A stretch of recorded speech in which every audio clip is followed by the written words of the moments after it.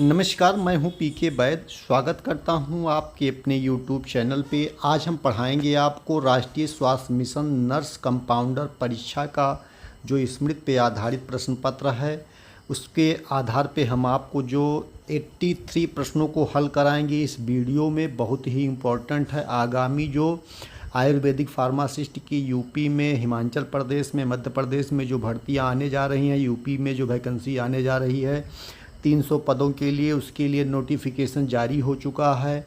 तो कैसे क्या होगा, कंप्लीट इन्फॉर्मेशन आपको इस वीडियो में दूंगा। और अगर आप हमारे चैनल पे जुड़े हुए नए मेहमान हैं, लाइक शेयर सब्सक्राइब कर लीजिए ऐसे ही ज्ञानवर्धक वीडियोस देखने के लिए, क्योंकि मैं आपको आयुर्वेद फार्मासिस्ट, आयुर्वेदिक उपचारिका, पीईटी एग्ज़ाम्स की तैयारी जो है अपने चैनल पे मैं कराता हूँ लगातार।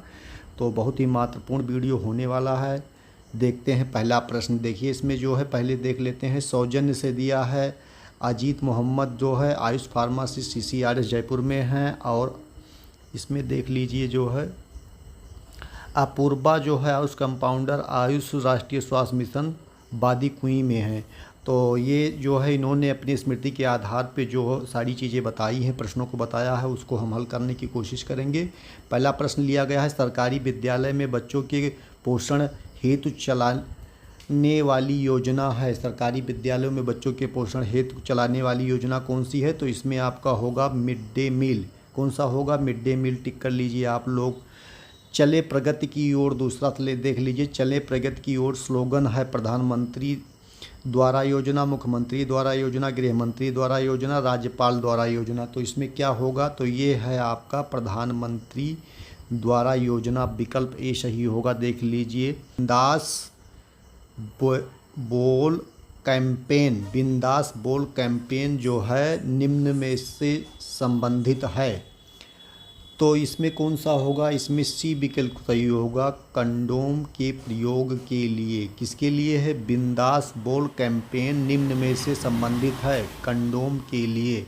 इसे इम्पोर्टेंट समझ के नोट कर लीजिए।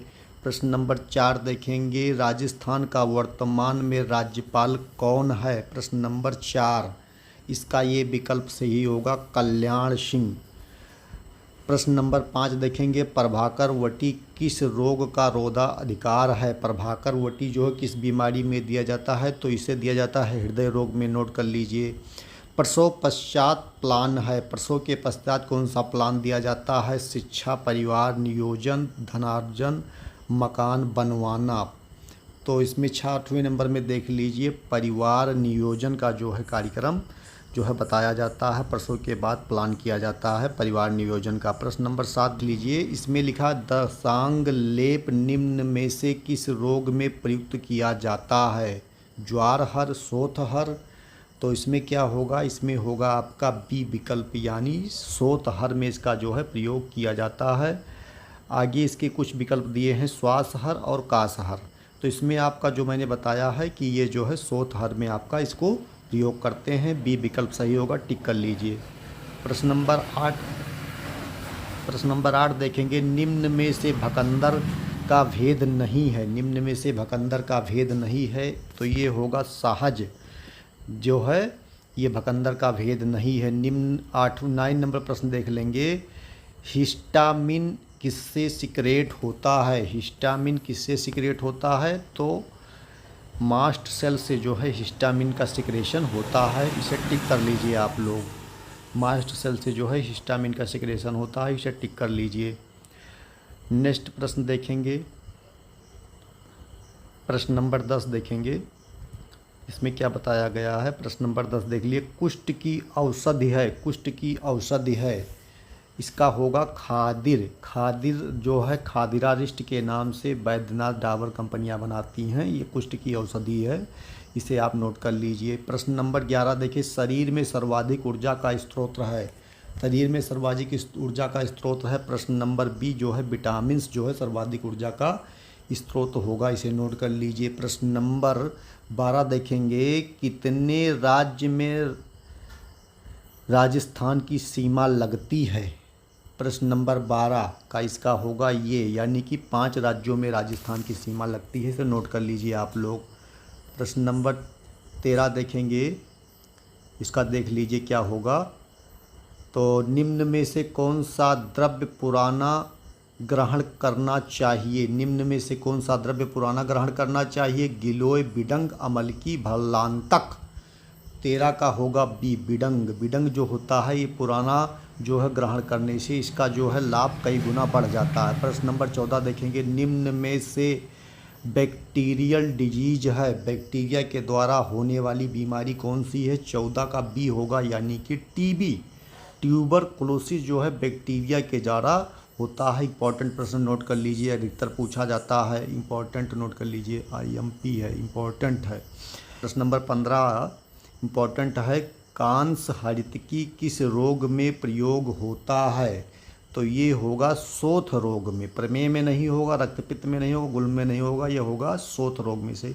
नोट कर लीजिए है कि अगस्त हरितकी निम्न में से किन रोग में प्रयुक्त होता है? अगस्त हरितकी निम्न में से किस में प्रयोग होता है? तो ये कास में प्रयोग होगा, श्वास में प्रयोग होगा, हिक्का में प्रयोग होगा, यानी कि उपयुक्त सही जो है इसका विकल्प सही होगा डी विकल्प, इसे टिक कर लीजिए। प्रश्न नंबर देखेंगे, भारत सरकार द्वारा सफाई के लिए दिए जाने वाले पुरस्कार का नाम है स्वच्छता ही सेवा मिशन।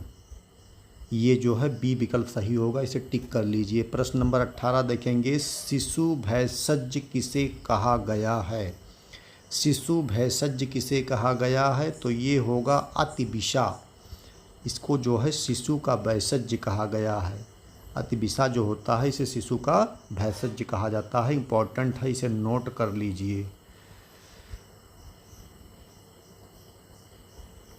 प्रश्न नंबर 19 देखेंगे, प्रसव के बाद होने वाली IUD है, प्रसव के बाद होने वाली IUD है तो कॉपर टी जो होती है प्रसव के बाद होने वाली IUD है, इसे नोट कर लीजिए, इंपॉर्टेंट होगा। प्रश्न नंबर 20 देखेंगे, विजय स्तंभ का निर्माण किसने करवाया था? विजय स्तंभ का निर्माण राणा कुंभा ने करवाया था, यानी कि विकल्प ये सही होगा, नोट कर लीजिए। प्रश्न नंबर 21 देखें, बेटी बचाओ स्लोगन है, बेटी बचाओ स्लोगन है, इंपॉर्टेंट होगा भ्रूण हत्या रोकने के लिए, इसे नोट कर लीजिए आप लोग।